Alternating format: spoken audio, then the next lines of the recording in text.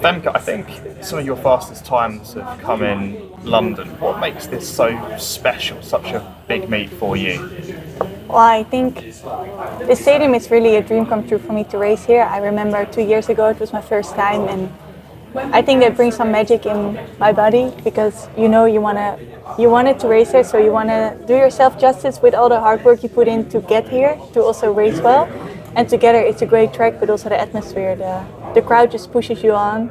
You forget a bit more sometimes about the lactic when you have a crowd like that. So I think that's why, and also it's always been right before the tournament, so it's always been a great timing to do the last great race before going into a tournament.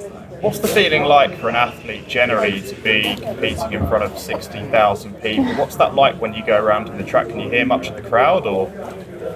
I must say it depends on the race. Sometimes I hear the crowd, sometimes I don't. Most of the times here I always heard it the last hurdles because they are so loud and it just helps you push. So I also try maybe to not think about it, but be a bit more in the moment and enjoy it and let them help me. But I think it's hard to describe because it's something so amazing and something so rare also to happen, but it just pushes you and motivates you so much. And just mentally, I mean, everyone talks about your stride pattern, and obviously we know that's kind of changed as well. But mentally, how do you break down a 400-meter hurdles race? And what goes through your mind when you're going, through 100 meters, 200 meters, three, and then into the finish? Well, I think I never look in meters, but in hurdles. I'm always focusing on hurdles, and I think I have a general technical cues, but like between almost every hurdle, I have some things I want to focus on. First hurdle is important, then to hurdle 4 I'll be doing the same, then after 6 I change. So I think I visualize a lot. I know the small technical cues I need in my mind, and then at one point you just go into a flow. The more you go into the season also, you have to think less, you go with it, and your head just knows what to do because you've been practicing it so much. Is it in that sense muscle memory to an extent where because you've done it so many times in training, that it's then just execution in the race? Yeah, for sure. I mean, in training I never go further than hurdle 6, so I need some races for the last ones to also get that muscle memory back, I guess. But yeah, at one point it's automatic pilot, and now because I changed some things, that's a bit scary that you feel it going automatically, but you've changed stuff. But no, I'm feeling good. When you sort of change, obviously, to like the 400 flat, for example, which you've obviously done a couple of races recently, and you don't have those cues, how is that different for you? Like, and obviously you've done it indoors where you've run your sort of very fastest times, where I guess maybe you have more cues because you've got the laps. Whilst is that why it's is that why there's a difference between like indoors and outdoors for you as well on the 400? I think the main reason is I'm always a bit lost outdoors because I don't train for it so much. Indoors, I let my hurdles aside at one point in January and I only focused on 400. So next to that, you have more cues more easily because, like you say, you run 2 laps. I'm also more trained and focused on it. While now, like this outdoor season, I've been focusing on the hurdles the whole season, and just 1 week before Ostrava and Madrid, I started to do only flats. So I have less training, less races, so I always feel a bit more lost because it's pretty long straight and you're like, okay, what do I do here? How does it feel? One point indoors, I know how it needs to feel because I train it a lot. So I think that's the main reason for me that there's such a big difference between indoors and outdoors. Yeah, and obviously this season, you obviously changed that kind of the way you come out the blocks and your stride pattern slightly.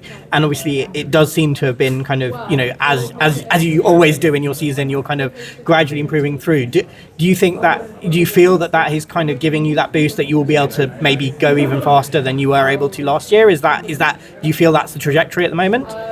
Well, I hope so. I mean, at the end of the season, you reflect, you see how it's going, and I think we found that the second bend is always a thing that I can do better.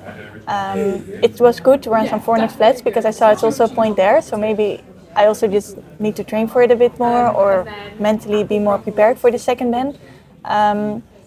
But I think it's what you look for, but it's also a nice challenge. My coach knows I like to be really focusing on my execution and really have some nice challenges.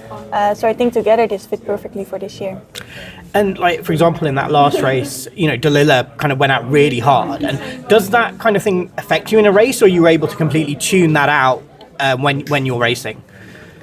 I think with hurdles it's always easier to be focused on yourself because you have your hurdles and you have different stride patterns than people around you, but of course you feel it, and I think it also helps to push me, but at the same time I know I just have to execute my own race and be confident in my way of executing and running a fast race. Is there anything that you've learned from the Olympics, from that experience, that you've implemented into this year, maybe from winter training, for example, as well?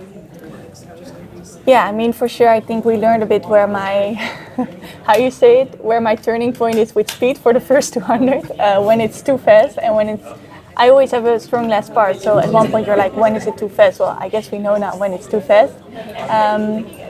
But I think in general from the whole season we learned a lot, especially like I said, this 200 to 300 was my second year racing in 14 stride, and we saw that part was just missing something, so I think that's why we changed it. But that was not mostly based on the Olympic final, but on the whole year. And I have to ask, you get this question a lot, but what do you make of the 400 metre hurdles landscape? You know, Delilah has obviously been a massive inspiration to you as well. Sydney, is Sydney. What do you make? Anna Cockrell's done amazingly well as well. What do you make of it?